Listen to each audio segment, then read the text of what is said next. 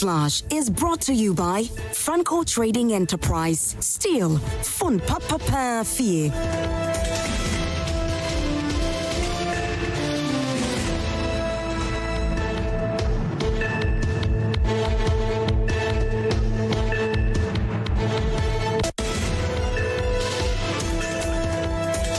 Watching Prime Morning, it's time for the News Flash segment. A big thank you to Franco Trading Enterprise for always having our backs. Now, what I say to you, and I always say to you because I can attest to the fact that Franco Trading Enterprise sells authentic goods. Now, whatever you are looking for, whether it's mobile phones, television sets, CCTV cameras, we say look no further.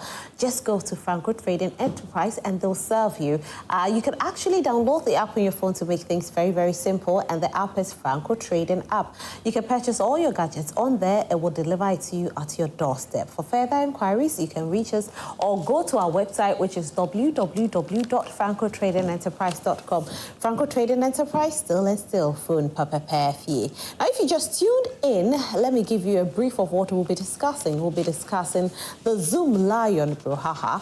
Manasseh Azure actually went on social media and started this expose by letting us know what is in the contract. Now, people actually did say that is not a fair contract. Hence, they've been calling on the government to cancel the contract between Ghana and Zoomlion. Yesterday, 2 days ago, we had Maliki Basintali, who is the CEO of YEA, come out to say that as of now, there's no contract because it hasn't been renewed. But then again, he still said that he's still open for discussions to know whether they should renew the contract or they should not renew that contract. You are Ghanaian. What do you think? Should we go ahead and renew the contract, or the contract should be reverted to the assemblies like others are calling? Let's hear your voices this morning. And then we'll also take a look at what happened in the NPP when they went for their thank you tour. Their flag bearer, Dr. Mahmoud Bawumia, did mention that a few things that they did in the past actually cost them the seat, and said they should try as much as possible to stay away from these things and get better so they can reclaim the seat again. Let's hear your voices on that as well. Let's not forget that Kennedy Japan has also called on the leadership to bring back Honorable Alan Kojo-Kyerematen to the party. Do you think Honorable Alan Kojo-Kyerematen should actually accept this invite and return to the NPP, or you think that it's not worth it? Well, your voices should be heard because we do cherish you. Each morning you send your voices to us. Send it to us on 055-157-5757, 055-157-5757.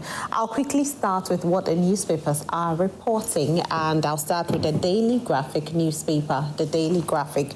Boko conflicts is a national wound. Let's treat it with urgency, UEW Chancellor says so. And I do agree with him 1,000. If there's anything like 1,000%, yes, I do agree with him 1,000%, because it is not just about the people of Boko. It's now a national wound. And when there's peace in Boko, we know that everybody is safe, because you never know how it can trickle to your place, So as much as possible, we pray for the people of Boko. We pray for peace in Boko. Over 50,000 teachers receive promotions. Oh, my goodness. Then today, the teachers are going to be very, very excited. Kennedy Japan urges amnesty for former party members. IMF chief praises Ghana's latest economic reform efforts. And that will be it for the Daily Graphic. Let me do the back page as well. Okay, so it looks like there's some sports here. Coach Zito off to winning start with Kotoko. Okay, Ghana's under-15 girls win CAF Africa Schools Football Championship. Congratulations to them. And that will be all for the Daily Graphic newspaper. The next newspaper is the Ghanaian Publisher newspaper. The Ghanaian Publisher. Arrogance, cost of living sank NPP. This is our topic, one of our topics for this morning. Students endorse Obrieje as Ghana School of Law SRC president. Afeku fires up Tescon to lead NPP's comeback.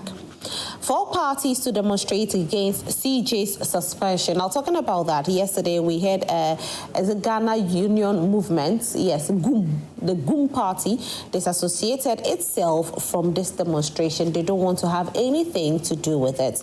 And so as of now, it's only 4 parties. You know, in the past, last week we heard that all parties in opposition had agreed to demonstrate. But then GUM released a communique to let us know that they are not a part of this. Huge attendance at a second Ofie Market Day. Samia Oku pledges loans and extension services. All right, so that'll be all for the Ghanaian Publisher newspaper. I thought they had a story at the back page, but they don't. All right, so the next newspaper is the Ghanaian Times newspaper. The Ghanaian Times. Localizing natural resources exploration management framework out soon, says the president. Grant amnesty to dismissed aggrieved members, says Kennedy Japan. Okay, so apart from Honorable Alan Kojo saying, there are other people that have been dismissed, others that are, on suspension, and Honorable Kennedy Japan is saying that these persons should be brought back to the party. But it's not just about bringing them back to the party. It will take a lot, I don't know, but it's not going to be an easy one, because there are so many people who are aggrieved because of how they were treated. And so it's not just about talks. It's not just about, want you back in the party and they just come back to the party. It's going to take a lot to get them back into the party. And so I want to see how this will happen, if the people will agree to returning to the party, or the people will say, no, we are done. We have moved on. Either we have moved on and we don't want to do politics anymore, or, we have moved on to other political parties, or we have formed our own movement, like Honorable Alan Kojo has formed Movement for Change. So we'll get to know. Well, it wasn't a political party, so once it's a movement, maybe he can go back to the NPP. But I don't know. I think Nanaya will be the best person to tell us if, we are going to see it happen. And Nanaya will be representing the Movement for Change this morning. Philanthropists donate 200,000 Ghana cedis to Akosombo Dam flood victims. And soldiers allegedly opened fire on mourners, killing 1, injuring 3 others. Now, we did hear about this on social media as well and on news portals too. We know that investigations are ongoing, and so we'll definitely hear, something about it with regards to whoever opened fire. I know the military will not keep quiet about this, and so the future is not bleak. The future is bright with regards to this particular case. Supreme newspaper is the next newspaper. The Supreme newspaper. Criticism from within the party head NPP's 2024 campaign. This is from Dr. Mahmoud Bawumia. Samia Uku's Ofie Market injects life into economy. We have learnt our lessons as a party and will correct ourselves. This is from Dr. Mahmoud Bawumia. High Lifestyle Kwabna ICE UPSA SRC president. I love what is happening. We are seeing a lot of entertainment people going into politics lately, and I'm so excited about it. I wish, Kwabna will win. I think we've had the likes of Samini, the likes of, what's his name? Oh, this guy, Guru, the likes of recently, Releleo Bounce, what's the name? What's his name? Oh, D-Crime, And now we are seeing Kwabna also doing same. Kudos, guys. We are very proud of you. We'll rally behind you and we'll do whatever it takes to help you to win the seats, okay? Political parties to demonstrate against unlawful suspension of CJ, unlawful termination of appointments as well. And that will be all for the Supreme newspaper. All right, so I have my first 2 guests seated. Hopefully my 3rd guest will be joining soon. Let me introduce my first guest to you, Nana Yaw Sarpong, who is representing Movement for Change. Hi, Nana. Hi. How are you? Good. You're looking good. Am I? Thank you very much. Thank you. That's nice. Thank you so much. No, the weather is good for very conservative colors this morning, so. You look nice yourself. Your kaftan is nice. But that's it. And no one yellow. Oh, sir. Yellow day, you don't necessarily have to wear it. It's everywhere. No, I thought maybe you were rethinking going back to the NPP. That's why you didn't wear yellow. Your thoughts or my thoughts? Me, I said I was thinking you were rethinking. Rethinking?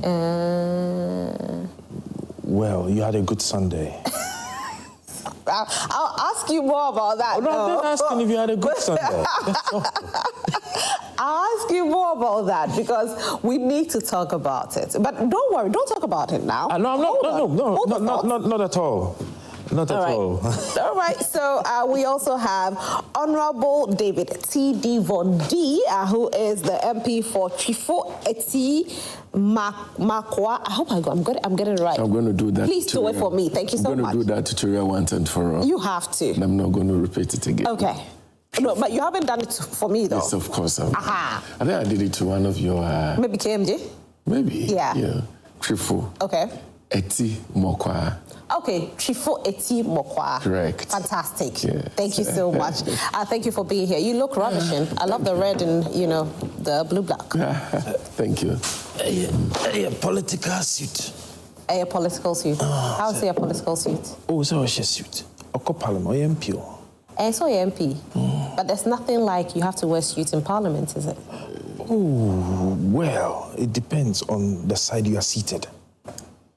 No, it's been mostly my style. Maybe I was just suit. So it's not about him being in Parliament, is it? Yeah, that's who he is. Yeah. Depends on, Why, when you go to Parliament, will you wear a suit? Well, myself, my boss, the likes of Papa Kufuor and Co. are used to the kaftans and the African wear. We are used to promoting Ghana. I'm still surprised you didn't What's wear the name yellow. of your group again? Movement for Change. My group. Yeah. Now, Ukra Party Ukai. This one is Movement for Change, but Nana, I'm still surprised because Nana has been here for probably close to 6 months, and every time you've been here, you've been in yellow. This is the first time there has you're not always wearing been yellow. a touch of a yellow. So what happened today? But I am having a touch of a, I am having a touch of a gold. And do not be deceived. You understand? It is what I represent that matters. I think that when you have seen me, you have seen a representation of the movement. When you have seen me, you have seen a representation of Alan John Kojo Tremontin. When you have seen me, you have seen a representation of somebody who has a thought of moving Ghana beyond just industrialization. And so we represent an idea, we represent a mindset. We just do not represent a color. We represent the majority of the Ghanaians who think that enough is enough. And I mean, when you see our likes, you do not need us to be in colors to know. Right, don't forget to be a part of our conversation. Send your messages to us on 055-157-5757, 055-157-5757, and we'll read all your messages. If you're watching us on Facebook as well, you can leave your comments there and trust us to read your comments. Now, Nana, the call to bring back people that, were dismissed and those who also left because they are not too happy with regards to the party. You hearing it as a member of Movement for Change, I want to ask you what your take on it is before I go into other questions. Okay, this not actually been the first time this question has come up. I think that this particular call is by Kennedy Japan, and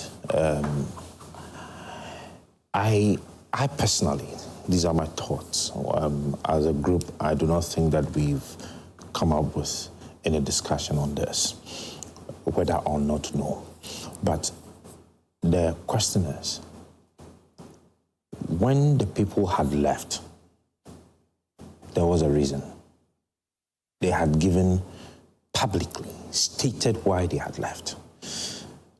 When people, or some of the members who are still members, but have decided to step aside and just watch the party, they have stated their reasons, all right? So we have declared publicly we are out. I mean, per the Constitution, if you read it, once you declare your support for an independent presidential candidate or any other candidate aside the candidate that represents the party, you are automatically out of the party. But there are people who did not declare their support for the party nor for any independent presidential candidate, but are stated publicly. You understand? And the likes of Boache Jakun, he said that the people who have left the party in their hearts, all right, are more than those who have publicly stated that they are out of the party, and of course are doing other things. All right, and they had also stated reasons.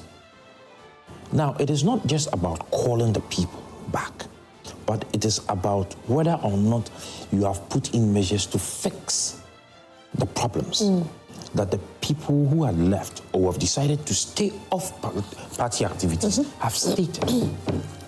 Okay, so if indeed you have put in measures to fix or repair the party, it automatically would trigger the discussion for a comeback. But you see, at this moment, because they have not been able to fix it, or they are not putting in measures to be able to deal with the matter, they are forcing themselves to call people back into the party. Nana, do you think if, let me not even use the word do you think, if the party should fix the problems there, will Movement for Change or Honorable on this particular question, I am not. Will you go back? I will not. You, Nana? I am not in the position. Okay, what about you, Nana? You're an individual. Will you go back? Are they able to fix the reasons why we left? If they fix it, will you, Nana, go back? Are they able to fix it? I'm asking a question. Listen, nobody pushed me to join in NPP. Nobody is able to push me out of NPP. I decided to join NPP as a person, and I decided to step out of NPP as a person. That decision is solely mine. You understand? But the reasons why I joined the party that J.A. Kufuor led, the party that the likes of Alhaji Arai, the party that was led by Professor Edubuain, the party that was led by Alhaji Wofa in Tamale and Hindu and Co. All of these. That was led by Nana Addo Dankwa Akufo-Addo. I'm mentioning persons. Okay. You are not mentioning persons. Unless otherwise you're a member of the NPP that knows about. No, but he was a leader, wasn't he? Well, he has his time. Okay. And I do not think that he being a leader, he then as a leader, because per the Constitution he's no longer the leader. The time he was the leader of the party, I do not think is the same, or it was the same as the time when Kufuor was leading the party. I do not think it was the same when Professor Edubuain was leading the party. I do not think it was the same when we formed the UP as a tradition. What changed? You should ask them. I'm asking you. You left. We have stated. And of course, today, I mean, going to the matters, today you heard what Vice President Alhaji Bawumia said. I don't know if you heard him. Arrogance of power, disrespect, dishonesty. You understand? A group of people thinking that the party is theirs. A group of people picking the party and operating it from their pockets. Moving the party from its office into somebody's residence. All right? That same fight was actually being fought by the likes of Paul Awuntemi Afoko. The reason why they orchestrated to kick him out was because some people think the party is theirs. Of course, that is their own problem. But as we are today, we are a movement, and we still stand by it. And we are saying that the ideology, the bedrock, the foundation on which the NPP was built before, that was so attractive to the youth, is broken, is no longer there. How many young people today do you see wanting to join the NPP again as a party? I don't know. You have to answer. You are in the media space, you know. You see it. That's a being a party member. Obianga, so you don't need to be a party member to know what is going on. Years before, how many university students did you see joining the NDC? You go to the campuses and the youth was struggling to put themselves together. You go to rally grounds and you find the MPP rally grounds full of the young people. I mean, there are most of the young NDC guys today who are holding positions today that were very active MPP members way back when they were on campuses. What changed? Why is the party no longer attractive to the youth? Why is the youth not seeing a future in the party? So now that Dr. Mahmoud Bawumia has said that these are the problems and they will fix... Did he not know that these were the problems? Is he not one of the end beneficiaries of the problems that were created?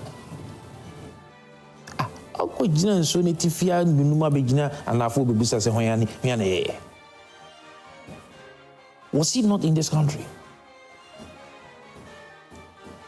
He was running mate for 8 years, vice president for 8 years. You think that we started complaining today? What was his stance when Paul Awontemi Afuku was kicked out for these same reasons? They're talking about constitutional review, expansions of the Electoral College.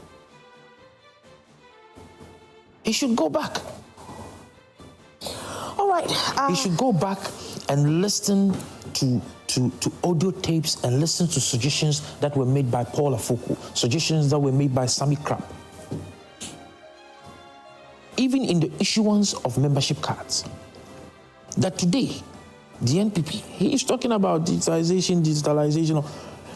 When Paul and Sammy Crab and co were talking about ensuring a solid membership base through the issuance of a digital membership card, and they fought against it because of accountability. But, you know, in his speech, he said, we. He didn't say they. Who and we? Who are the we? He's a part of the we, so he's a part Which side of the we are we talking about? But that's what Dr. Mahmoud Bawumia said. He said we. He never said they. He should have said, no, you see, he represents now. Yeah. He represents the problem. He said, yeah, so he said we. He represents the problem. He said we identify our problems. In as much as I'm out of the party, Rose, if you would ask me, the gentleman should stop talking. All right, so Honorable Vondi, do you think that Dr. Mahmoud Bawumia should stop talking? Good morning to you, and let me say good morning to our cherished viewers, those who have the opportunity to watch this show this morning. Dr. Mahmoud Bawumia, the Vice President of the Republic of Ghana. Former Vice President of the Republic of Ghana. You know, and the MPP, you know, member is talking and we're listening. And whatever it is that he's saying, we knew that were the problems, and even more, you know, that he's talking about now. We knew that they were so arrogant, nobody could stop them. They thought that the positions they got were possessions. And so, no, they never thought they were going to lose power. They never thought that the power, you know, is for the Ghanaian people who give it to them. They became so arrogant and would not listen to anybody. I mean, they were ready to listen to any suggestion from anybody. They were just thinking that they had all the powers and so nobody else is important. And the Ghanaian people taught them a lesson, and that we all politicians would have to learn. And thank God we are not like that. We listened. You know, so now he's talking about few of the problems. But there are many other bigger problems. Like what? You know, that the MPP would want to tell themselves the truth. You see, they promise more than they can deliver. You see a government promising that it was going to build a sky train. You know what a sky train is? I mean, that's I don't know whether they really thought they were being sincere with Ghanaians. Why couldn't they have done it? If they wanted to, they could have. You know, I became quite scandalized when the Peter Amewu, the then Minister for Railway, was asked whether or not the money was that was just one of those political promises. They didn't really mean to do anything of that.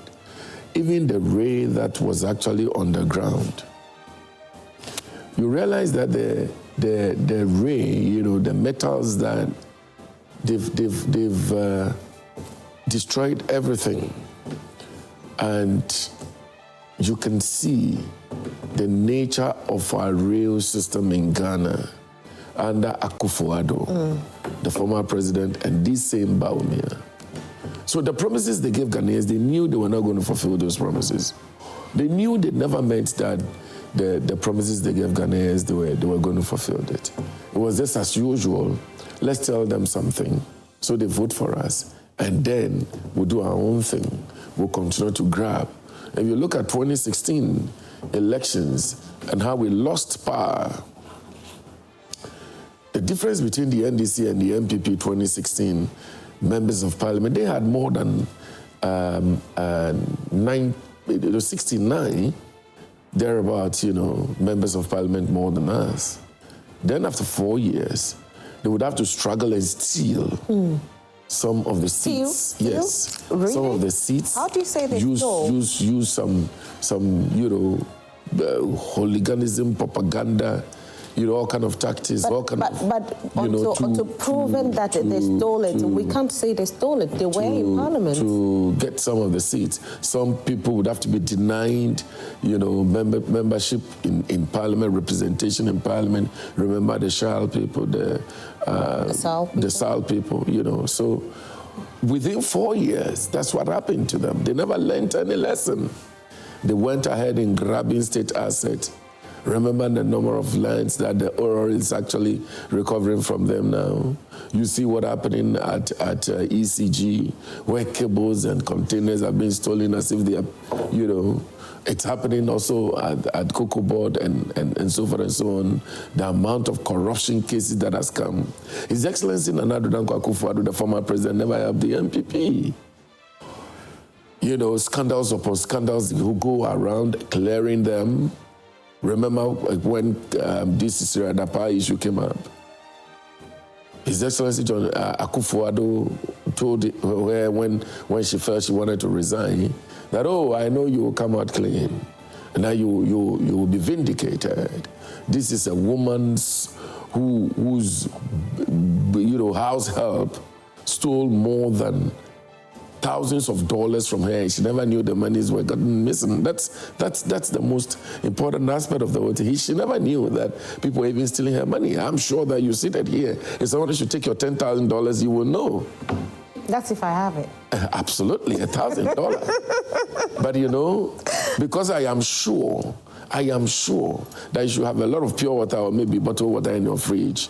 If somebody should go and take one or two, you may not even want to recognize that water has been taken from your fridge. So that's the point, that there's so much money in her wardrobe, under her beds, all over the house. Some I learned they were in polytank water or spot on it and all that. To extent, alleged, to extent that when the house help was stealing those monies, she couldn't even recognize that the monies were gotten missing in her house. Well, it looks so the point is that they did a lot of things that were against Ghanaians. Some of them he himself was talking about. You see how they passed the E-levy, which of course was just discriminatory, a tax that is, I call it a tax stealing. I give you a typical example. You and I we've happened to be working here and you are paid salary at 10,000, I'm paid 10,000. I decided to put mine in my wallet, which is a digital wallet, and then you decide to go take your own, buy 4,000 cedis this morning. Because I decided to put it on my wallet, you take money from me, you tax me again, double taxing. And then you go buy it with your physical cash, you go without being taxed. That is discriminatory. Honorable Vondi. And so there's so many things that they did that brought them down. Okay, so now they have recognized it. They are saying that they are going to fix it. Do you think they can fix it? You think the MPP never knew what they were doing was a crime against the Ghanaian people and they were going to be punished? They knew it. And that is their character. That is who they are. And they're going to be there for long.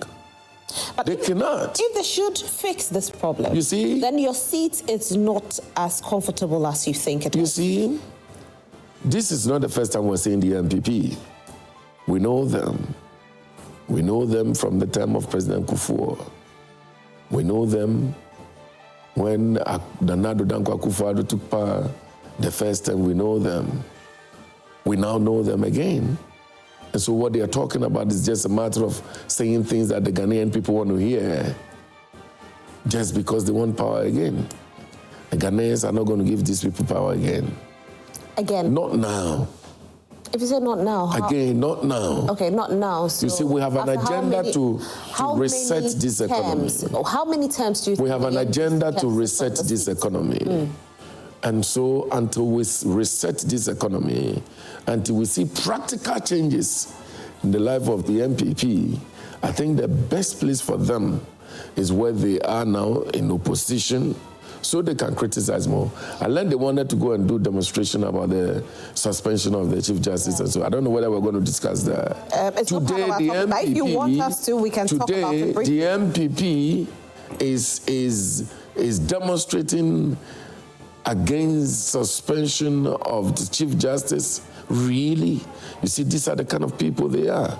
Number one, are they justifying the fact that the CJ is a party member? MPP party member. But let's not. What are they demonstrating Honorable for? Bondi, can we be fair here? We are not. So for me, they've done so much against they themselves. Honorable Bondi, let's not, make it seem as though it's only the MPP that is going on this demonstration. How many people are going? Other political parties so going on the them. demonstration. Apollo is an MPP boy who's actually decided to create some... Did he tell you that? No, I mean, that is the truth. Don't go there. I don't know. He continuously do business with LPG. His LPG is an MPP boy who had decided to form an LPG. We know them. You know them. We know them. Well, we don't know them. Which of them again?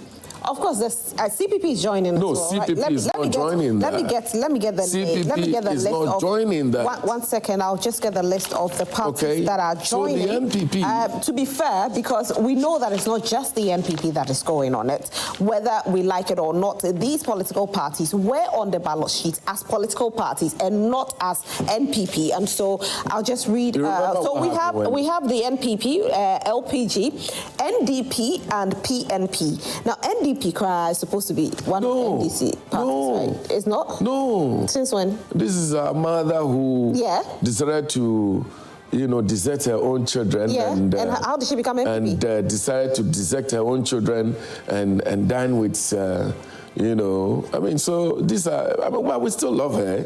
We wish that she will one day find a way and come back home. So it tells you that it's not only MPP people that I'm saying to you that these are people who believe in the ideologies of the MPP. Okay. And there's no two ways about that. Again, why would a CJ be suspended by a president? Article, 146, right? The 146, yeah. It's clear, and the president is not doing anything outside the law. And then you say you're going to demonstrate a political party. Are you justifying that the woman was your party member?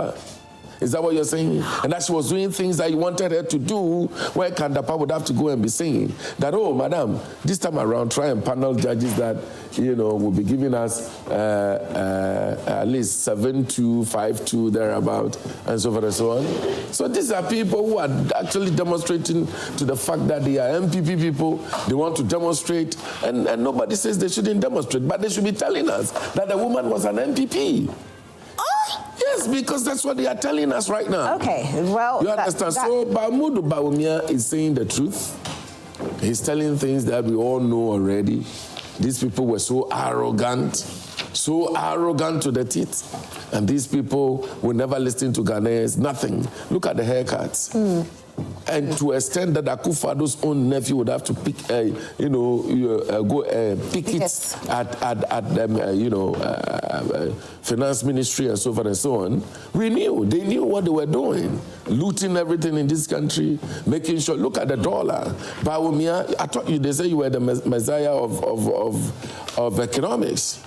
The NDC, John Dramani Mahama's CD interbank rate was 3.9. They want to argue and say it wasn't 3.9, it was 4.2. I give to them. You come to power 8 years, the dollar was almost 18 Ghana cedis. That is a person that Akufo-Addo brought and said he was the best economist. All right, Honorable Vondi. He's not talking about the things that he did himself. Okay, Honorable Vondi. Now he turned from being economist to digitization. All right, your time is up. Why would you lose the All election? right, your time is up. And so they're going to continue to be there for long. All right. We'll give them about 45 years to reflect. Okay. Yeah, so for me... Well, the good people of Ghana will decide, though. That's where they belong. Okay. That's where they belong. Honorable Ebenezer Nati, good morning. Good morning, Ms. How are you? I'm blessed, and you? I'm fine, thank you. It's good to have you here. Thank you. Well, sorry for coming late. That's okay. It's unusual for me. Yeah. I don't know. I think I'm tired. You're tired, eh? Yeah. But why, were you a part of the thank you tour? No, I'm a member of the Constitutional Amendment Committee. Okay. So for the past weeks and days, we'll be having meetings because you have a time limit to finish with our reports and then submit to the National Council, forwarded to the constituencies before July. That will go for our National Congress. So there's a little bit ahead of time. Do you mind sharing what you are actually changing in the Constitution? I don't think this is the right platform for me to share. Really? Oh, yes.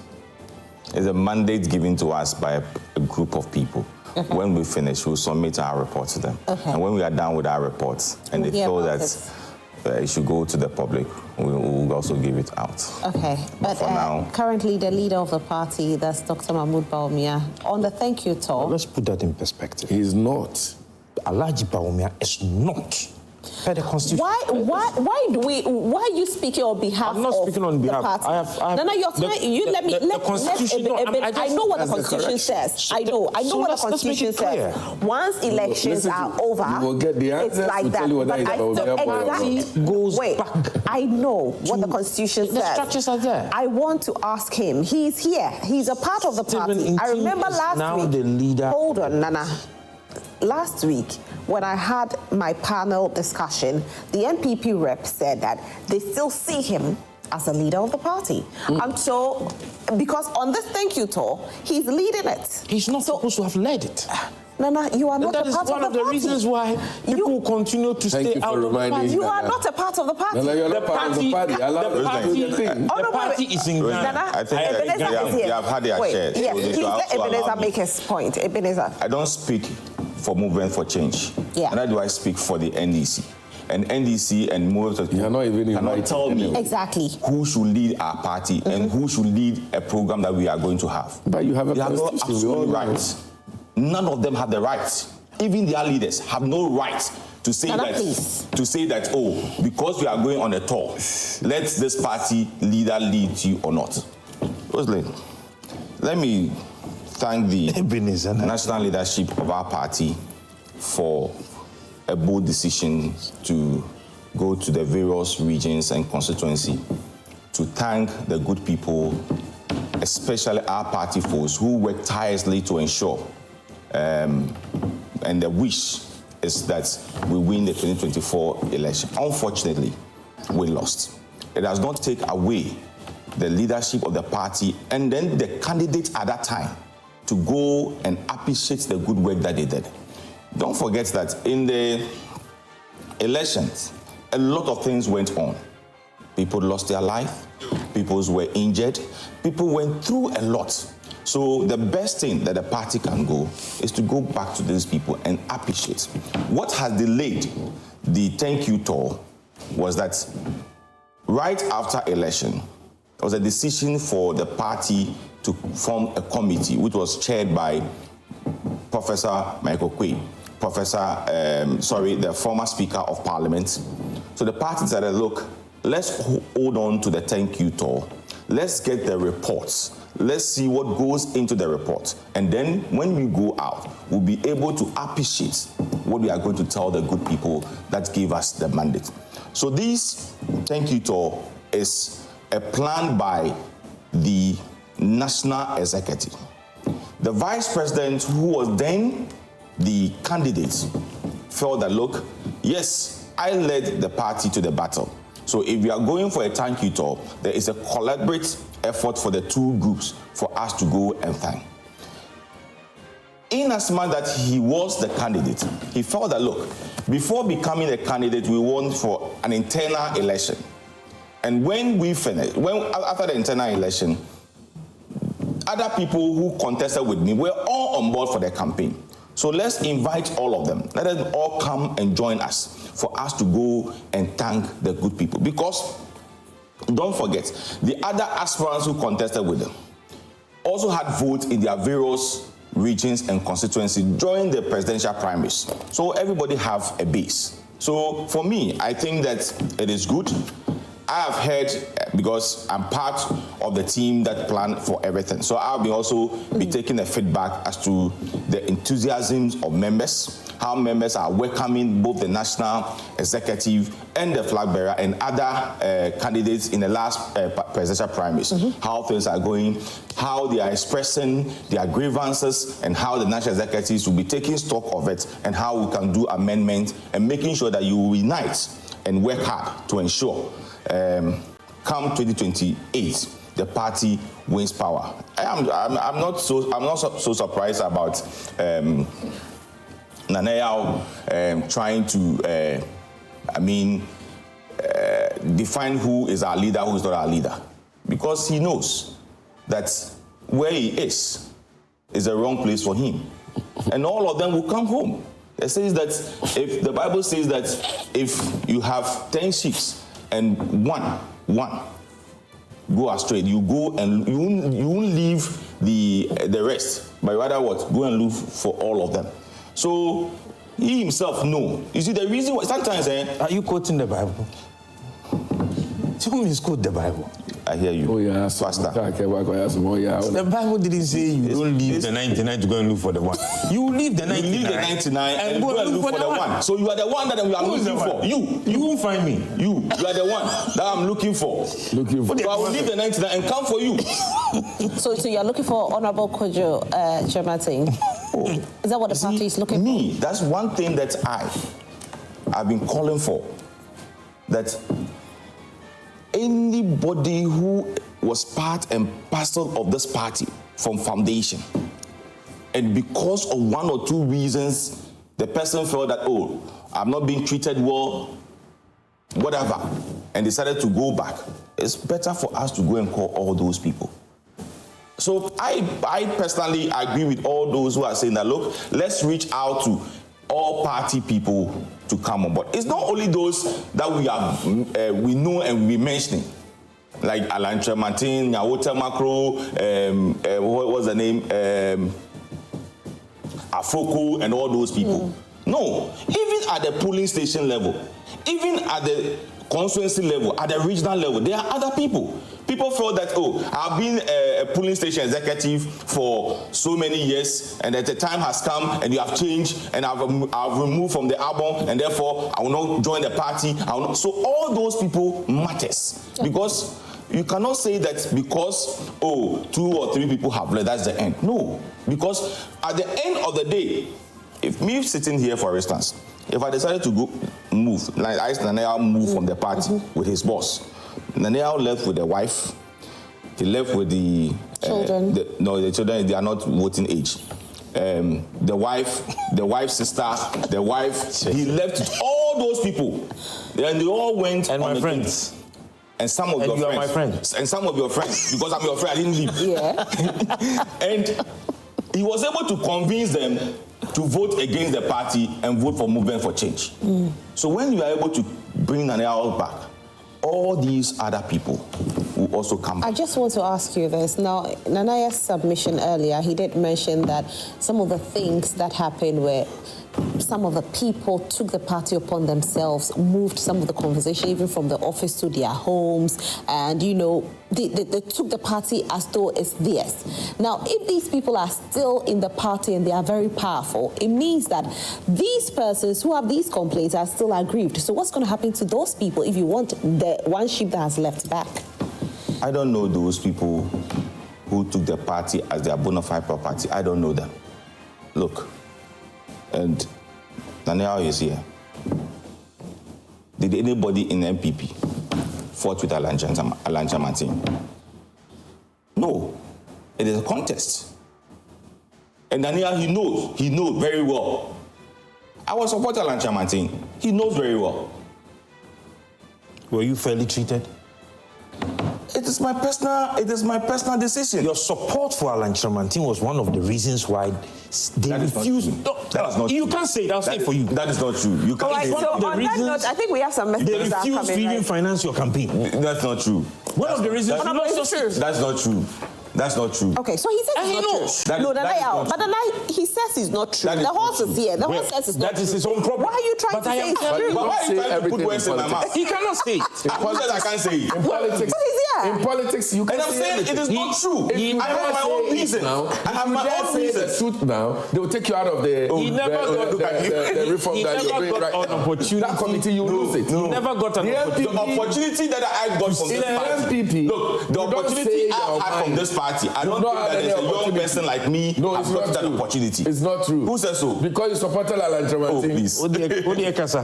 Opa, Me say, he never got the opportunity to serve in Nanado's government. Because of his support. No, Alan Chamantin. no, that is not Okay, true. this is I an was a allegation. member of parliament in He is here. 2017. Okay. Alan decided to take a decision to contest in 2023. Prior to 2017, you were a member of the NPP. Yes, and I was serving on 2 boards. And you were everybody- and you And I was serving on 2 boards. I was on the railway board and I was on the energy board as well. So what are you talking about? All right. So, all he's saying is that. An opportunity that I had, I don't think Bondi is a second timer. Bondi. Yes. What is your position in parliament? No, I'm a member of parliament. Yes, I'm asking I you. serve on land and natural resources. As what? Policy. I serve When I was a member of parliament and serving on the same committee, my first time, I was the vice chairman of the committee. Okay. But you are a second thing, you're just a member. No, so that's that's an not opportunity true. given to me. That's not true. It's true. You've never asked me my position. I know. But I have the list. Okay, gentlemen. I have the list of. Gentlemen, You never hold on. I have the list of all the committee members. You in the never Iran. knew. Oh, Bondi. You should have stuck Okay, to your so, boss, Alan. all right, so gentlemen, hold on. Let me read a few messages that have come in, okay? This one says, good morning, Madam Roslyn. The call by Kent to give amnesty to suspended or dismissed members is in the right direction, though his arguments were wrong, as some of them have been on dismissal or suspension, and MPP won 2 elections. He also got it wrong when he mentioned Alan's name, because Alan left the party on his own will after benefiting from the party as trade minister. Please, the NDC is on a show of party, going with cameras everywhere, putting unnecessary pressure on innocent people. To be frank, Roslyn, the open confrontation at the Tamale Teaching Hospital was uncalled for. Couldn't the minister have made the observations and called the management or those involved to a meeting? The hospital is having a very nice conference hall that if the minister needed to even speak with all staff, could have done so. The truth is the CEO is sacked because he is believed to be an NPP, as he was appointed by the NPP, so he needed to be sacked for an NDC person to come and manage the hospital. They have succeeded by replacing him with a one-term parliamentary candidate contestant for Karaga on the ticket of the NDC. Honestly, the open confrontation with the doctors muddied the purpose of the minister's visits. You see, the CEO was even explaining to the minister that on a daily basis, more than 4 water tankers will be bought when water runs out of the hospital, as the water crisis in Tamale is something else. The minister got it wrong when he said he owes no one an explanation as an appointing authority. It is below the belt. Madam, kindly get time and do some investigation into the water crisis in Tamale. If care is not taken, you will cry like the land minister if the issue is brought to your notice. Thanks, Nanton Do, and I'm thinking that he's sending this from Tamale. Are we able to address this Tamale hospital water issue? What do you want to say about it? Briefly, just probably 1 minute. I'll give you a minute to do that. This matter. We have had CEOs of the teacher. I was born at the Tamale Teaching Hospital. This problem is an ancestral problem. And the CEOs have a responsibility. You understand me? When you have a peculiar problem, you deal with the root cause. You know definitely that Tamale has a water problem, and you are running a teaching hospital. What measures do you put in place What long-term measures do you put in place? So who are you blaming now? Is it the CEO or your there has been CEOs, So management, the management of the hospital needs to deal with this. Is not political. So you are blaming the management. See, we should not blame a politician for this matter. Okay. You understand? And this is a call why medical doctors should not be managers of these facilities. Okay. Because if they understand that the structure there as the facility needs water, and for that matter, they have to sit and strategize on how to solve this. Wait, Nana, let me ask you this. Do they have a reservoir? Medical doctors should not be managers of this facility. Yes. Who should? There are people who are well-trained managers of facilities. And who manages the doctors when they don't understand medicine? There should be a separation. There should be a separation. So that we need two leaders. You see, so we need a medical doctor who manage the persons, and then we need an individual body who manage. Listen, look at the private facilities. You know, all right, the private facilities are not led by medical doctors. Which private facilities? Which one? The private hospitals. Who says so? They are not led. Who says so? No, I mean, which is private hospital? All right, hold on. You want to say something? I get what Nana is saying. Look, if you're a medical doctor, you would want to concentrate on dealing with medical situations, you know, taking care of people and all that. If you have to leave that and come and think about issues of infrastructure, issues of welfare of workers, which of course are purely administrative, eventually you may not have that expertise. Issues of how do we keep water running, issues of, I don't think that need medical, you know, qualifications to do. Issues of how do we make sure people are paid well, issues of how do we make sure that there are you know, it's not a political working, appointment though. If this is a pure management matter. Hold on. If you are saying it's time to go back, this is a pure management matter. People who are not doctors, hold on. People who are not teachers, people who are not how do you call it, lawyers or energy experts to be handling ministries. But you should not have some of those that have any ideas. Those are policy driven. Those are policy driven. Those are policy driven. No, gentlemen, if your argument is that, I'm also saying that there's somebody who doesn't have any knowledge. That is where you are putting it. Should not be a minister for health. A minister for land and forestry. Let him land. Let Von land. Opposition. The ministries and these agencies. Nana, you let. Can we have one person? Gentlemen. What I'm saying is wait. Gentlemen, let us have some decorum. I'm pleading with you. One person at a time. Let's not talk over each other. This is a very noble program. No, government is making me exhibit. The point I'm making. Government and half government. Hold on. Opposition. So hold on. Ebenezer, thank you. The point I'm making is this. When you look at even political appointments, I don't think that Akamba, is he Akando? Akando is a medical doctor who is a minister for health. I don't think that you need a medical doctor to be a minister of health to be able to run the administration properly. I don't think that you need to have an expert of that particular ministry. No, it's a leadership position. And so I am saying that if you're a doctor, it doesn't really mean that you know how to run administration in terms of making sure there is pay is ongoing well, people's welfare are taken care of. No, in this case, will you? Again, I am not saying that I'm either justifying the removal of that particular doctor or not. I'm not saying that. I'm only saying by principle that if there's no water in the hospital, it should not take the doctor to ensure that there is water in the hospital. All right, I just want to ask you this. I just want to ask. So in this instance, are we saying that we need probably a doctor to maybe deputize, somebody who's not a doctor to manage a health facility? A blend of the two will be fine. Fantastic. A blend of the two will be fine. All right, great. Honorable, just 1 minute, because I need to read my messages. No, you give them more than 1 minute. No, I gave each. You were interjecting, so 1 minute each. Rosalind. Yes. For me, I think what happened in Tamale is needless. To be honest and sincere with you, it's needless. Needless in the sense that the CEO of the hospital, when you listen to them, in fact, when they were having the banter with the minister and the deputy minister, he outlined the measures that he has put in place of them getting water. But that's not the only place that are having challenges. Go to most of the, not only even the hospitals, you just go to the ministries. Until recently, that this Ministry of Health was built at Rich, go to their former office and just look at how the place is. Even my own brother and friend, very good friend of mine, Suhini, who is a member of parliament in that constituency, go to the Ministry of Roads and Highways and go and look at the place. So in some sense, that are you going to say that you are going to put the doorsteps or the problems in those ministries at the doorsteps of the Minister for Roads, Abuja?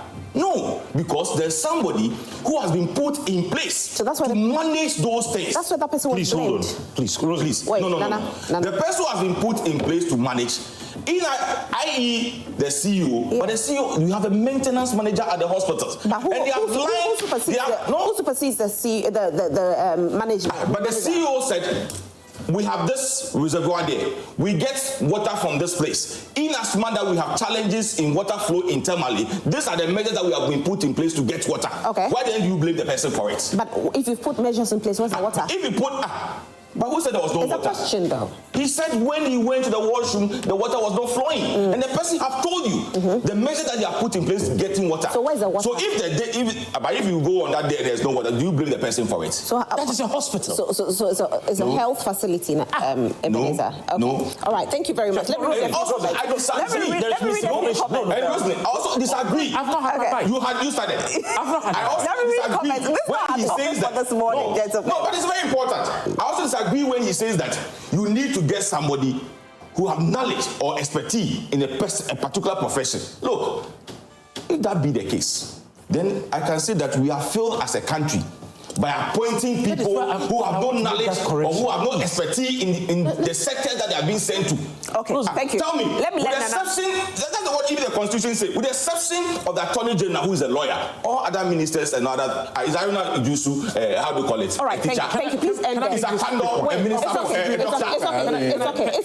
It's okay, please. The ministries are policy driven. You understand me?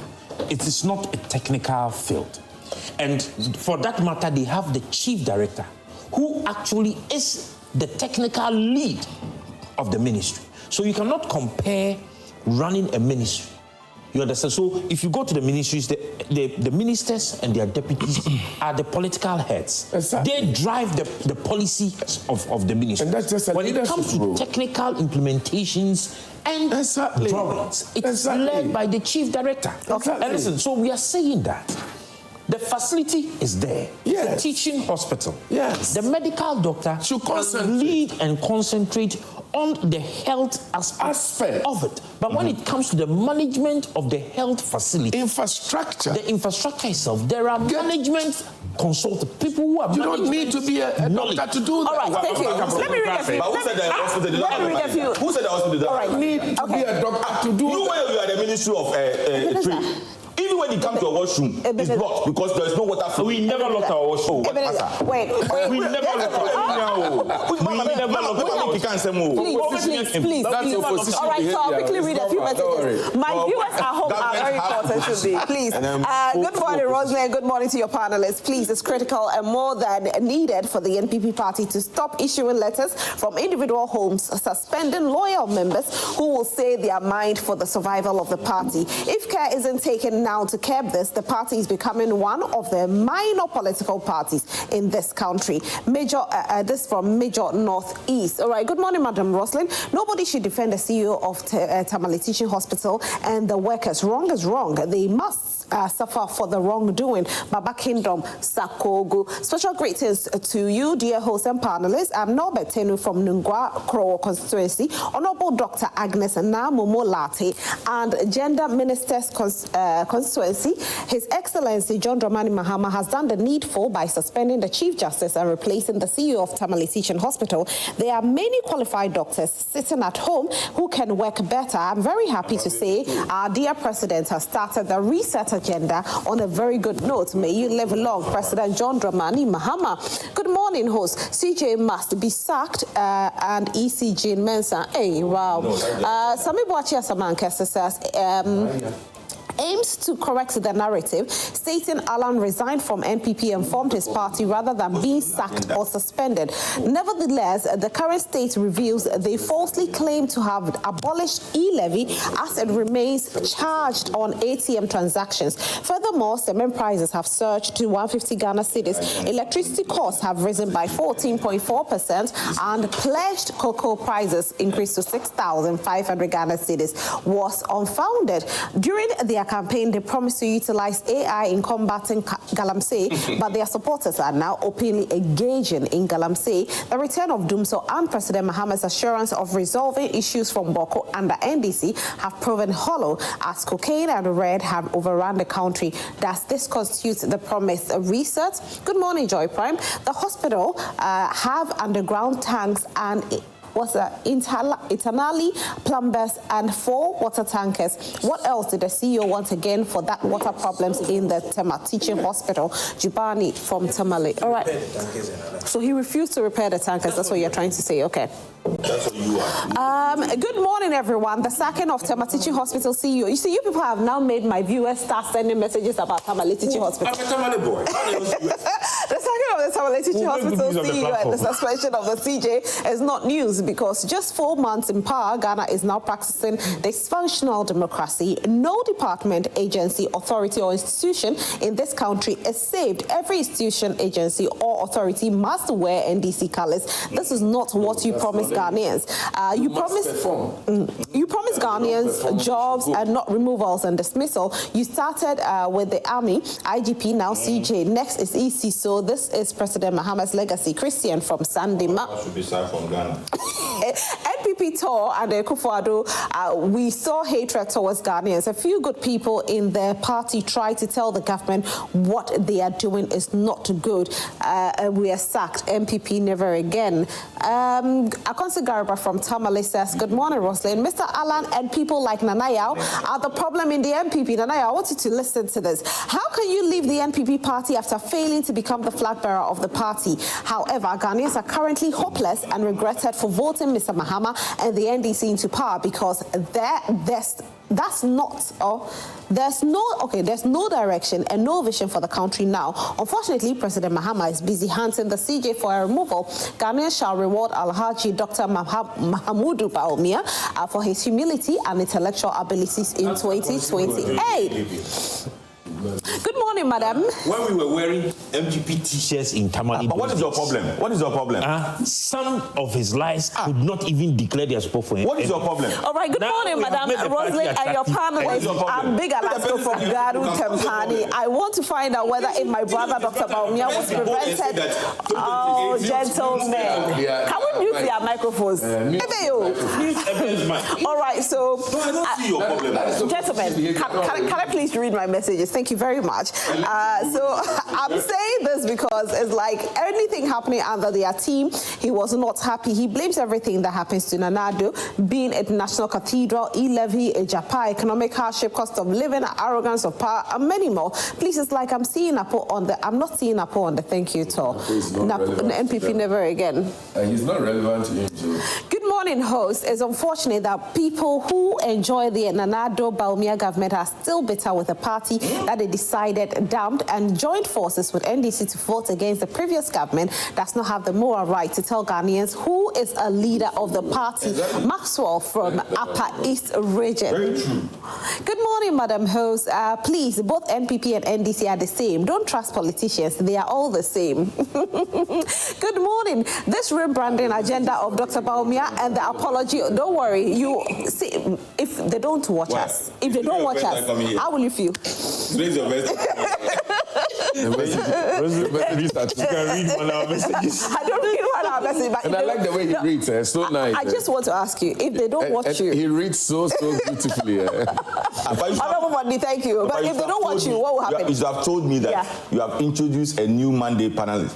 You see, because it's the two of us. Yeah, I know, right? But you have even sacked. But if you want to say it well, rather it is two MPP against an NDC. No, you have even sacked. Because he just came now, don't even invite my candidate. Mona, you come. Who's your candidate? Mona. Hey.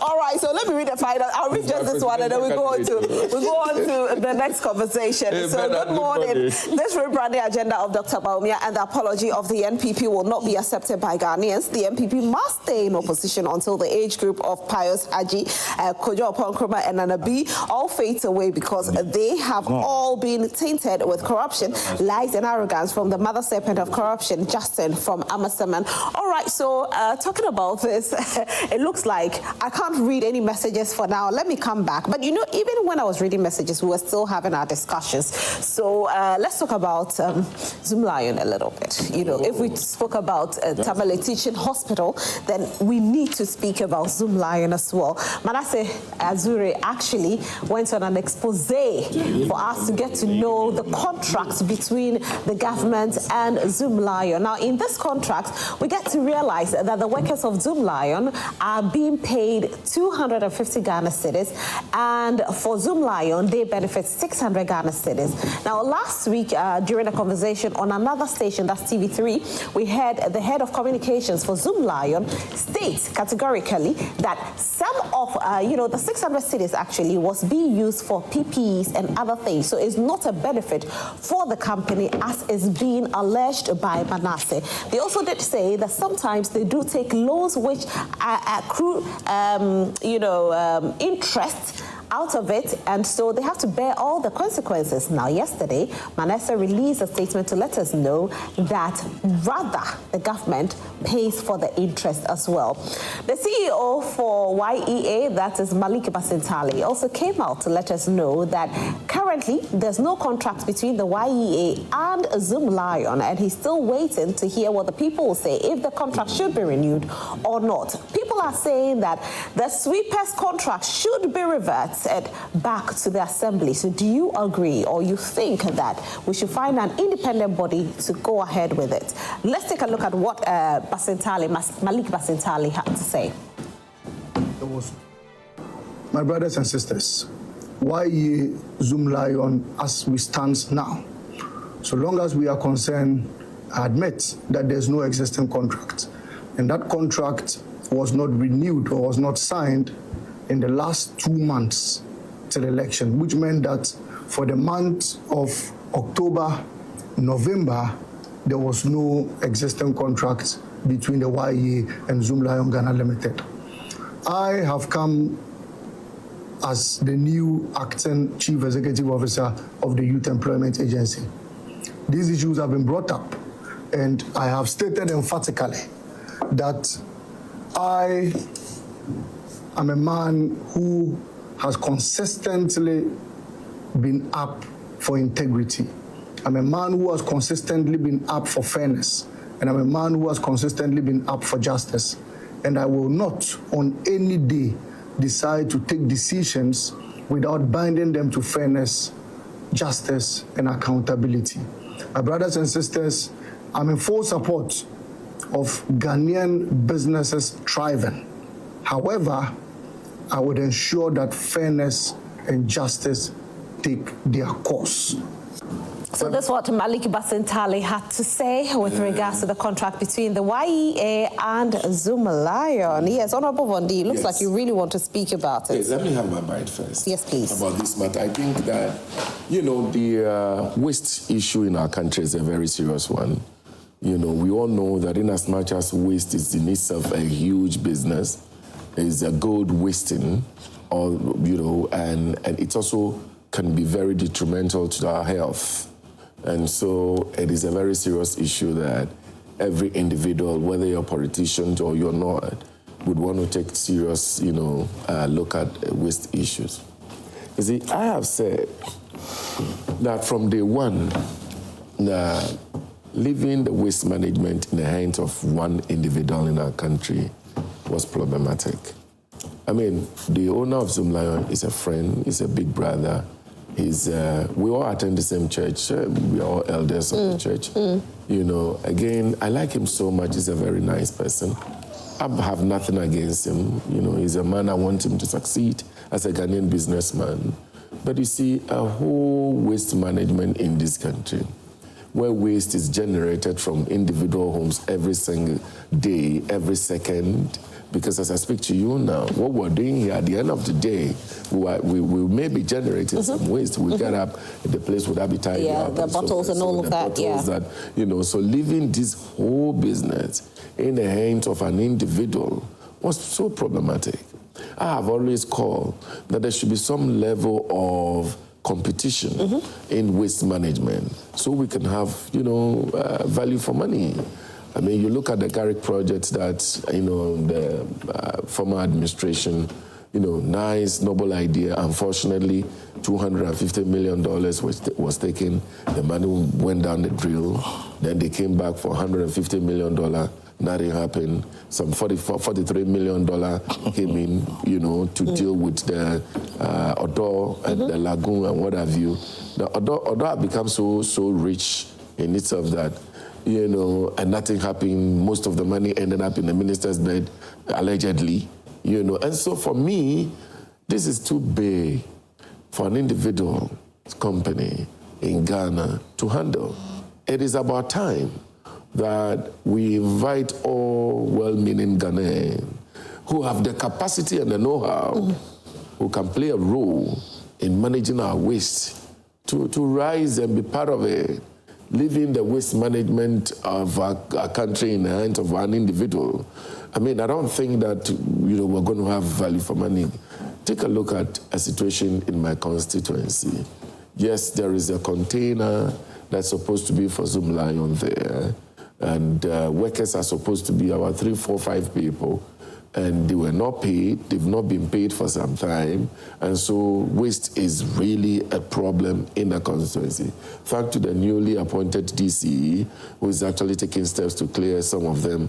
You know, so for me, I don't think that it would be nice to pay anybody who is working in this country 250 Ghana cedis a month. I mean, that's an insult. Zoomlion says that that is not their call. No, that is the government's call. I am saying that it doesn't matter whether it's Zoomlion or government. I know that Joseph Siao is a very generous man. I don't think that he will make a decision to pay anybody 250 Ghana cedis. I'm saying whether it's government or not, it is just no to pay somebody 250 Ghana cedis a month for cleaning the mess you might have created. That is an insult. So for me, that is a no-no. I am not saying that the contract be taken away from Zoomlion. I'm not saying that. I am saying that the conditions, the terms of the contract must be looked at.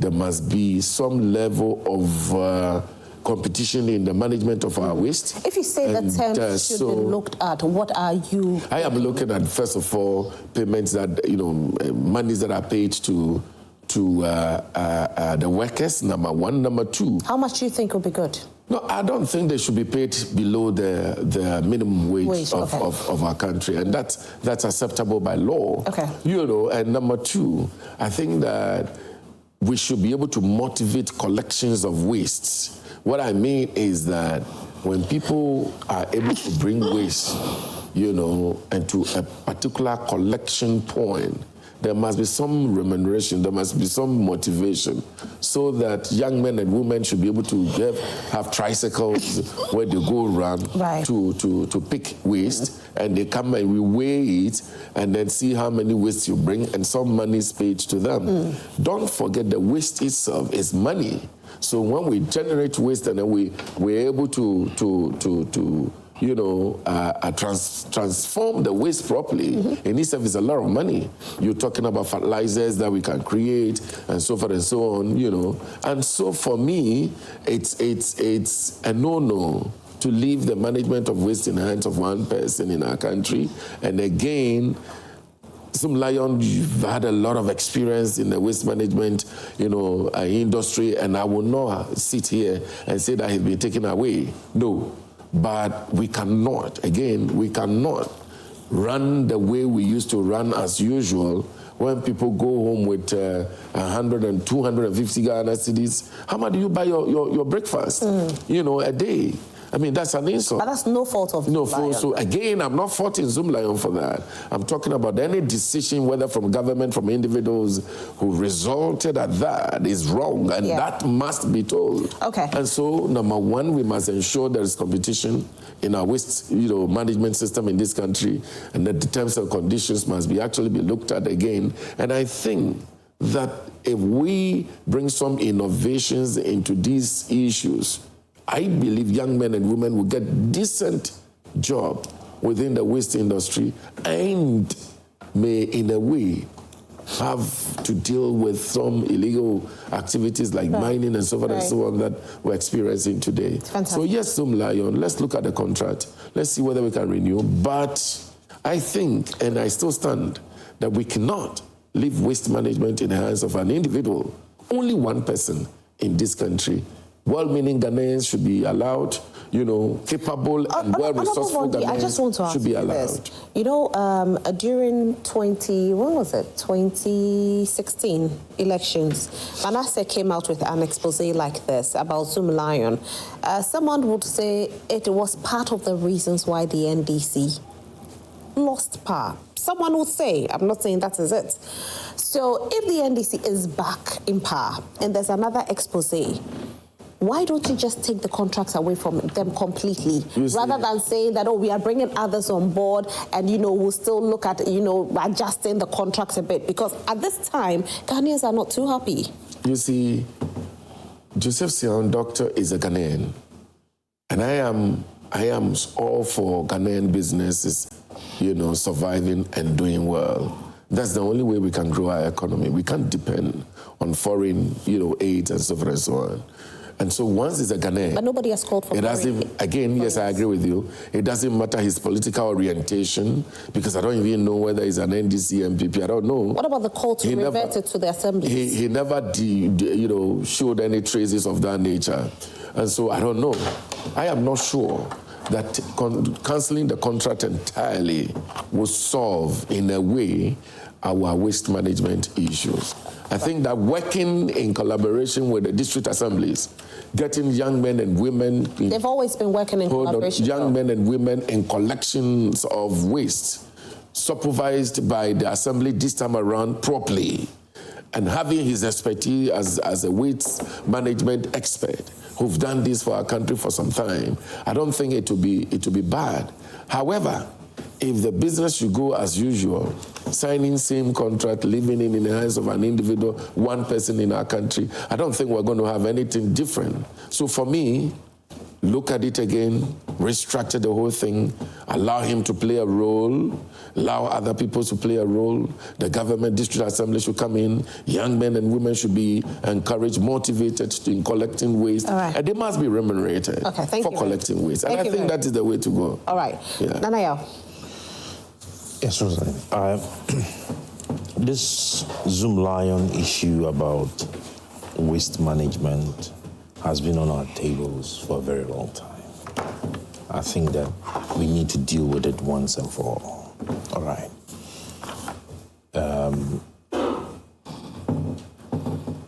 Zoomlion has been doing this work, I think, since 2006. Yeah.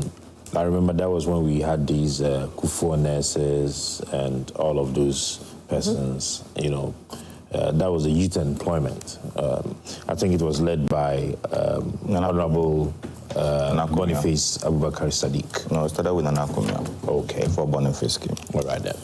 And there is always one question I ask when somebody has been doing work for a very long time. What new has he introduced? The same way of doing it. Nothing new about it. See, when this contract was given to you and you had the opportunity to handle the waste or the sanitation of this country, we should have been seeing a significant change. Very significant one. But we saw it in 2006, though. I'm wrong. In 2006, we saw a significant change when they came in. Who attest to that? Well, the dynamics are not the same. No, I'm just saying that we did see it when it happened. You know, for the first 2 years, Zoomlion worked. And then after a while, everything stopped again. For the first 2 years, they worked in constant collaboration with the district assemblies. You would see the various local assemblies and you see people lined up to go and work. I do not think that the process or the procedure or the system he put in place in 2006 has changed. And if he's no longer getting people to work for him, if the people are no longer working the way they are supposed to work, then we ought to be able to dig deeper and find out the reasons why. Maybe the work is now bigger than Zoomlion.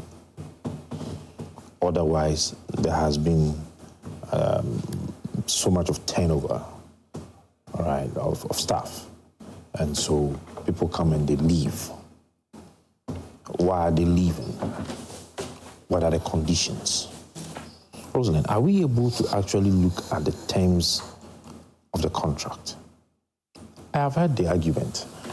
In recent times, I think I was listening to one of their communication ladies. Yeah. And she made a statement and I laughed. In a contract, I'm not a lawyer, but there is an offer and there is an acceptance.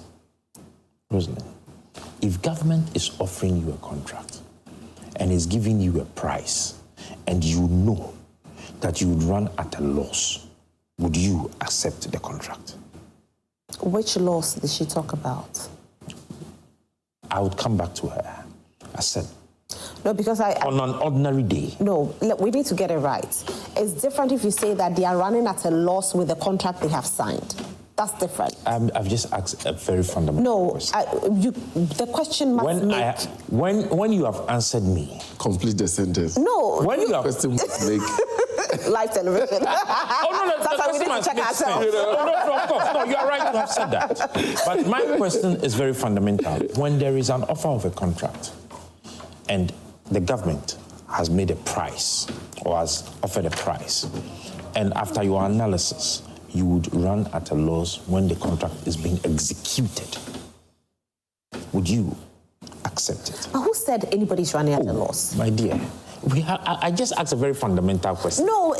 So if you tell me that the fees you are paying these workers, you do not determine it. It is determined out of how much government is offering you. Then I am asking you a question that if... No, please let's correct it.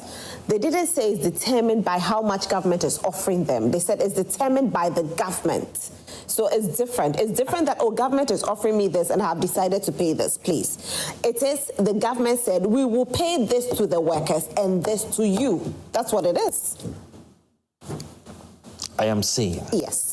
That if government is offering you a fee, so who employs the cleaner? YA employs the cleaner. So what is Zoomlion's mandate? What is Zoomlion's mandate? They employ them and then they hand them over to Zoomlion. And what is Zoomlion's mandate? We have recruitment agencies that hire people for organizations. All right? We have recruitment agencies that hire people for organizations. But I am saying that if they were going to run at a loss, because when the lady was speaking, she said that a lot goes into the financing analysis, of the business. She said that. At least I heard her right. And I heard her clearly when she said that Manasseh has not handled any business before, so he does not understand what goes into it. Your operational cost is what you are talking about. And that is what I'm saying, that if they were going to run at a loss, would they have accepted that contract? If they were going to run at a loss as an organization, would they have accepted those contracts? Of course, you do your operational analysis first. Yes, you pay your electricity. Yes, you pay other administrative staff. These are Ghanaians, so this should not be a political thing. These are Ghanaians. our mothers, our sisters, our brothers. We should get to a point where Zoomlion should be able to provide even institutions and homes with 2 separate bins. One for solid waste, the recycled ones. And in other jurisdictions, it is done. The waste companies gives you those things. And when you have given them a lot of the separations, okay, for the recycled products and the solid waste, it reduces how much you pay at the end of the month for the waste collected from you. Why? Because they go to sell the recycled products to companies that need them and they make money out of them. And this also reduces the pressure on the landfills. So it is if they are able to sit down properly, it is going to be a win-win-win game. But you go to pay somebody, the current wage bill, minimum wage is about 19.97. When I checked, I don't know if it's still the same. And so if they are working for a minimum of 20 days in the month, okay, that gives you 399. That are almost 400 Ghana cedis. Now you come to tell me that those people do not work the whole day, and for that matter, do not deserve to be given the minimum wage. Did you not hear? I heard that one. Rosalind, where are we heading to as a country? You cheat people clearly to their face and in their face, and you come to speak with impunity. Who cheats the people? Whether it is a system, whether it is the company, there is a cheating. And you agree with me. But you see, the thing is that I think that we ought to be as fair as possible here, Dana. I think I've been fair. I said that whether it is the system. I understand you, but or whether it is the company. When we make it seem as though you cheat people and you come and speak with impunity, it is as if it is a Zoomlion cheating the people. It is the government that owes everybody that right. See, it is not just about Zoomlion. When they went into contract, when the government went into contract with Zoomlion, why didn't the government say, we want you to pay the people so and so amount of money? That is what I'm saying, that people are saying A, company is saying B. Let's publish the terms of reference of the contract. Let's make it public. Let's make it public. Let's publish it. Let us all see it. That this is the stand of government. That the government they signed the contract which said, pay the people 200 Ghana cedis. 250. I mean, yes. So the government says, pay the people 250 Ghana cedis. And you, the company, take 1,000 Ghana cedis. Why hasn't the government come out to say that they didn't say it? My sister. It's just a question, though. I am just saying. We haven't had YEA come out to debunk it. Well, the representative of YEA, the government, the boss of YEA is saying, if the pay is going to remain 250 Ghana cedis, he was not going to sign the contract again. Okay. It tells you that, I don't want to say so, but it tells you that government may not necessarily be responsible to paying the people that money. Because if he is, why would he say that if the contract is going to remain same, he's not going to sign? Rosalind, I am saying, at least on behalf of we, the street workers of Ghana, government and Zoomlion should do us the honest. They should publish the terms of the contract. Thank you very much. They should make it public. Public, okay. So that we all see and know who to blame. All right, thank you very much. Until then, we would hold Zoomlion responsible. Sure? Oh, no, Ebenezer sent. Else you have time, don't cut us. I beg. Rosalind,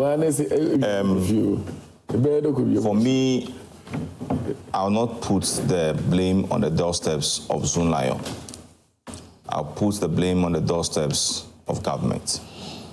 Government, and not this present government, previous governments, what I've since the inception, Zoomlion started doing the sanitation work and waste work. Why am I saying this? Zoomlion keep on increasing the salary of its members when he goes into negotiation with government as to how much government is also going to pay him. YEA recruits the people and give them a secondment to the assemblies to work for Zoomlion.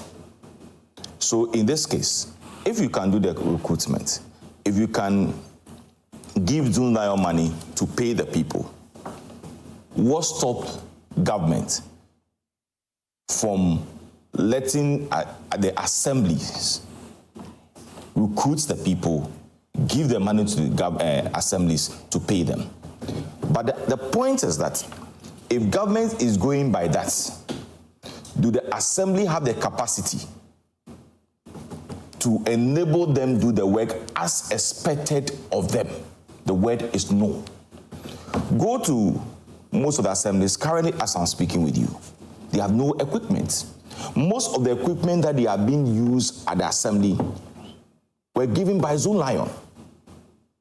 I perfectly agree with Manasseh's argument that, look, the amount of money being paid by Zoomlion to those who sweep is inadequate. Yes, and I think the last time when I here, I spoke about it. That look, somebody wake up at as early as 3 a.m., 4 a.m. Somebody who is old enough to be my mother sweep my area as early as 3. The danger in it, you have no idea about it. Sometimes you see some of them and you ask yourself, if this person happens to be my mother, would I allow her to come and sweep? But because of the circumstances that the person is finding herself, he's doing that work. So if we are giving Zoomlion 600 cedis a month per person, and Zoomlion pays them 250 cedis a month per person, who run a business for him or her to lose? Definitely he has to get some equipment. And look, go to the assemblies as I'm speaking with you. All their wheelbarrows that they have is being written Zoomlion. Their shovel, Zoomlion. So if the person is taking all these equipment that he's using, definitely it's 600. And if you take 50%, even if you pay them, how do you call it, 300, it's left with 50%. The 50%, are you saying that you'll be able to manage his work as you want him to? He will not be able. So I agree with Nanaya by saying that, look, government to say that, yes, we are giving you maybe 800 cedis or 900 cedis. We want you to pay the workers 400 cedis. Use the other 400 cedis or the 300 cedis for your equipment. Onto that, since he's also running a business he doesn't want to lose, he also do something that will also benefit his company. Apart from that, I also agree with Vondi by saying that, look, there's a need for us to have other waste management companies. Because yes, waste is money. It's a huge money. Look, you get fertilizer out of it, the plastic waste, this ones, and the other chairs and those things that people throw away. People use it to make cups, chairs, and all those things, recycling. Even power generation. So, but the point is that it's the only person that have enough equipment to do the work. That is why everything, it says Zoomlion. There are other waste management companies. Sometimes when you see some of them, they are trucks. You ask whether it can even take a refuse from even Joy FM to maybe Malata, because they don't have the equipment. So for me, I think that if we want to make sure that our streets, our homes, and what have you is clean, then there's a need for us to invest much into sanitation and also empower others. You don't think we invest enough? Empowerment. We invest, but we don't have enough. Empowerment. Look, it is not only Zoomlion that operates in this your area, Ayawaso Central. There's another company, the office is at Adabaka. They also operate here. But even in the assemblies, it's not everywhere that Zoomlion operates. There are demarcations for some of the waste management companies who also does that. But when Zoomlion started, there's another one, Stanley or something. You don't even hear of them again. Because the capacity to do this work, it's not easy. But the point is that we need to empower others to enable them also to stand on their feet. Other than that, it's going to be a monopoly. What it is? Oh yes, it is. Because he has everything. Okay. It's been so from the beginning. The only problem, me personally, I have when it comes to Zoomlion work, and Vodi is here. When you are giving at the end of when your common fund is being paid, there's a disaster that is sent to Zoomlion for fumigation. With the last time I talked about it, like, fumigated. I don't see them fumigating. With that one, I want to appeal to Morgan and their people to see. But honestly, when it comes to sanitation work, they really have the interest. Look, recently when I was working with Titus, we have had stakeholders engagement on several occasions. Currently, as I'm speaking with you, they have even decided that, look, even as much that we'll be dealing with the assemblies, let's also deal with the chiefs. And you remember Gamanche, this sanitation issue, he took it up. But today, go back and go and look at it. So I think that, yes, government needs to be blamed and ensure that, look, if you think that the salary given to these people are small, then there's a need to us to come to the table with the Zoomlion. And you know, he also complained. Who thinks? But government is the one complaining now.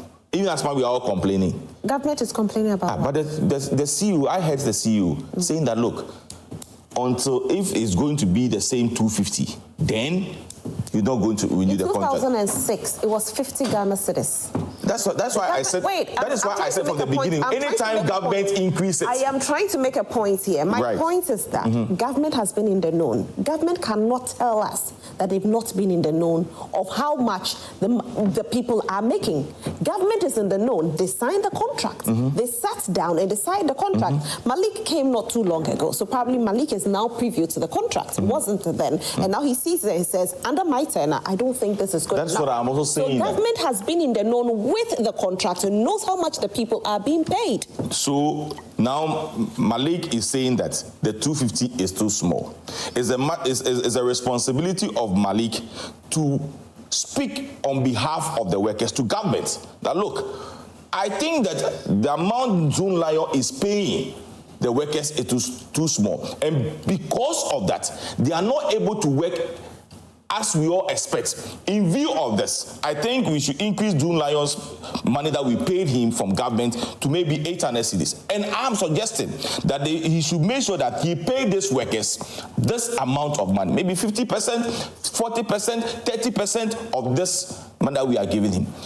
What about reverting the contract to the assemblies?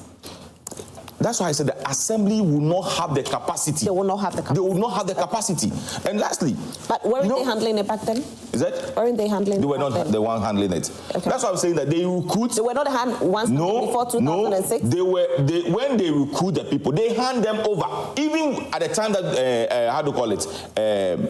Akomia, all of them started. It's the same contract that Zoomlion, they will recruit the people, give them to the assemblies. When they currently go to the assembly right now, at the end of the month, they go to the YEA director at the assembly to fill their forms and everything, and then the forms will be forwarded to their regional office, then to the district office before they will be paid. So they have an officer at the assembly.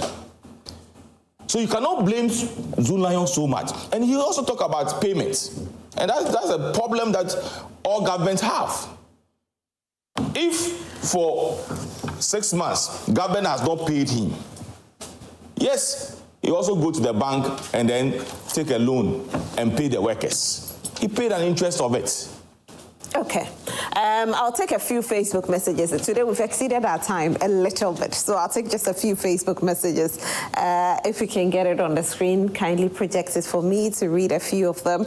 I know we have a lot of Facebook messages that are coming in, and we are grateful to all of you. Honorable Vondi says to read a lot of messages. Yes, Honorable, so that the people will feel part of the conversation, you know. And let me ask you this. So currently, if we don't have enough persons to come on board to be a part of the sanitation process, what do you suggest is done? Well, I mean, the payment for the workers should be improved. 250 is a no-no. And number two, assemblies should come on board more stronger than they currently are, because you can clean your own environment better than somebody cleaning it for you. Right.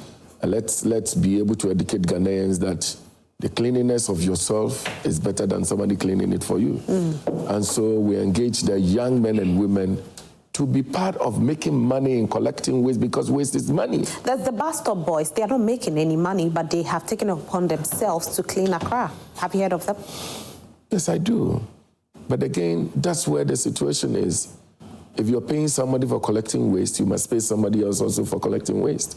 And then, look, when people bring tricycles with waste and so forth and so on, there must be a collecting point where those things are weighed.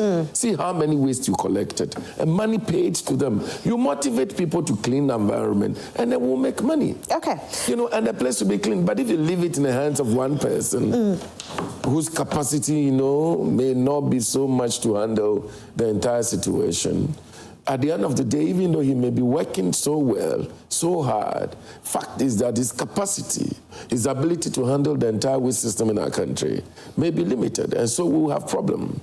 So government, first of all, make sure that the young men and women that you give tricycle to, they bring waste, you pay them, and then let's have some competent, more capable people to join the waste management, you know, industry. If you leave it in the hands of one person, I'm sorry, I don't think we'll have value for money. All right, so I'll read a few of the comments on Facebook. I'm trying to get it, but before I read it, Nana, you want to say something? Roland, it's all about infrastructure.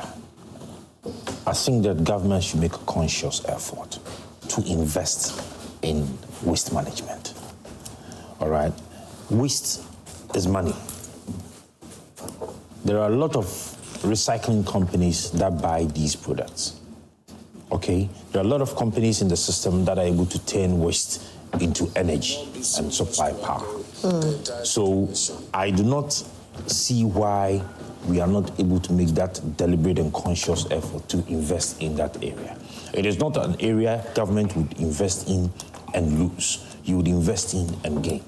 There are some jurisdictions that when you have gone to their industrial parks, all right, there are companies that build power plants there, and all they use to supply power to these industrial parks is waste.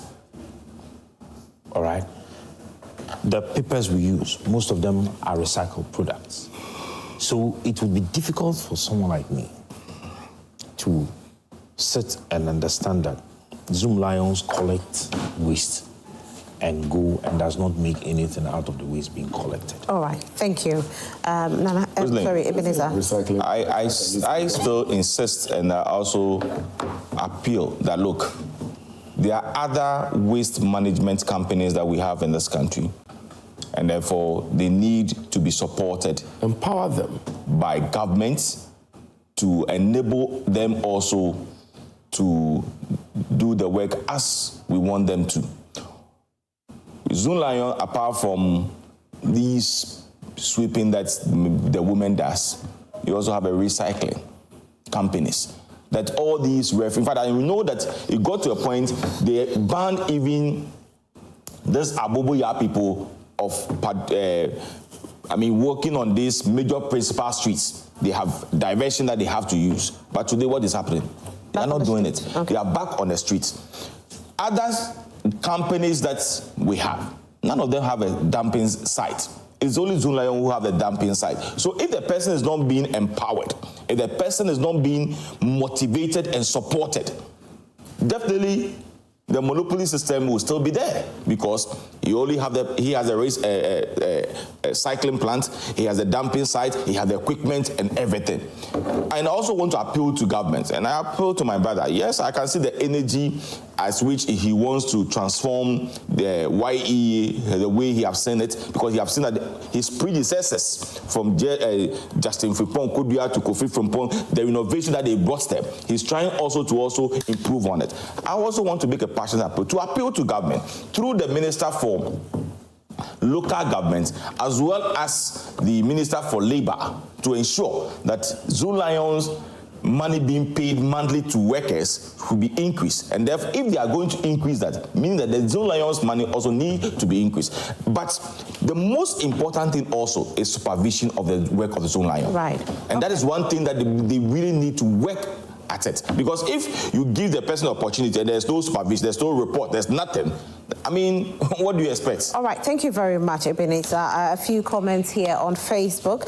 Don Carlos says, the NPP said they will not reveal and publish Professor Michael Quay's report and findings to the public, but Dr. Bawumia is reading Professor Michael Quay's findings and report on why they lost the 2024 elections page by page. I laugh, die, cry. By the way, add your policy to sell mobile phones on credit to for one Ghana as one of the factors.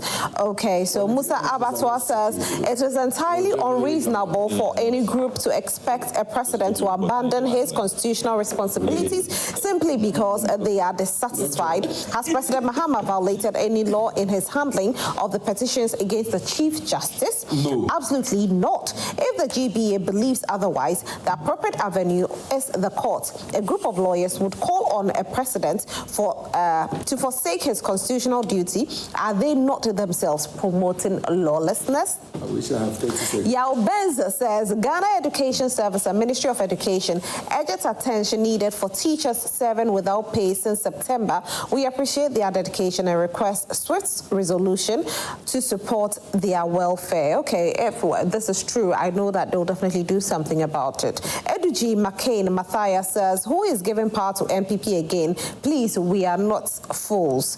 Natogma Harun says, did JM blame himself when he lost as a sitting president? Omani Boama should focus on his job and stop such cheap propaganda. They are now in government and not in opposition. If for Kofi Kennedy, the NPP is going on this demonstration to test their popularity and not because of the CJ.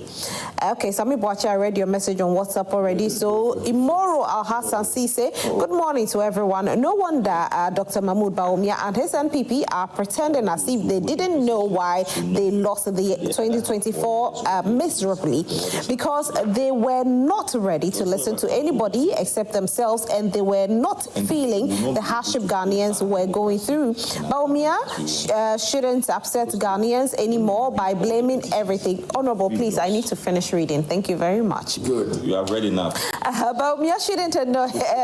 You are confusing me now.